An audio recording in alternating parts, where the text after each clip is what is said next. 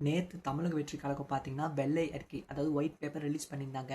நம்ம நண்பர் ஒருத்தர் பார்த்தீங்கன்னா அந்த வீடியோ பார்த்தீங்கன்னா மேக் பண்ணியிருக்காங்க. அதை தான் ரியாக்ட் பண்ண போகிறோம். ஸோ சேனல் புதுசாக வந்தீங்கன்னா மறக்காமல் சப்ஸ்கிரைப் அண்ட் லைக் பண்ணி வச்சுக்கோங்க. இப்போ நம்ம டேரெக்டாக வீடியோ ரியாக்ட் பண்ணிடலாம்.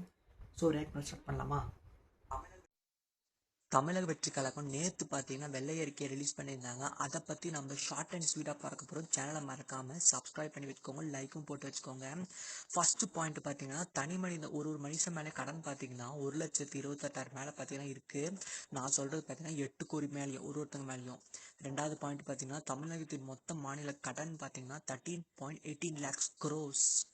தேர்டு வந்து வருவாய் பற்றாக்குறை பார்த்தீங்கன்னா அதிகரிச்சிருக்கு. எவ்வளோன்னு பார்த்தீங்கன்னா 78,324 கோடி.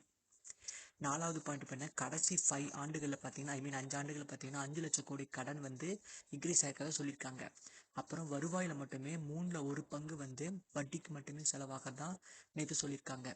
அப்புறம் ஆறாவது பாயிண்ட் மறைக்கப்பட்ட கடன் படி 2 லட்சம் மேலே கடன் பார்த்தீங்கன்னா மறைக்கப்பட்டதாகவும் சொல்லியிருக்காங்க. அப்புறம் கடைசியாக பார்த்தீங்கன்னா புதிய நிதி திட்டங்களுக்கு பார்த்தீங்கன்னா எதுவுமே வருவாய் இல்லைன்னு சொல்லியிருக்காங்க. அப்புறம் ஜிஎஸ்டிபி வளர்ச்சி பார்த்தீங்கன்னா மந்தமாக இருக்குது, மற்ற மாநிலத்தை கம்பேர் பண்ணும்போதும் பார்த்தீங்கன்னா சொல்லியிருக்காங்க. மறுபடியும் அடுத்த வீடியோ சந்திக்கலாம். பிடிச்சதா மறக்காமல் சப்ஸ்கிரைப் அண்ட் லைக் பண்ணி வச்சுக்கோங்க. அடுத்த வீடியோ சந்திக்கலாம். பாய்.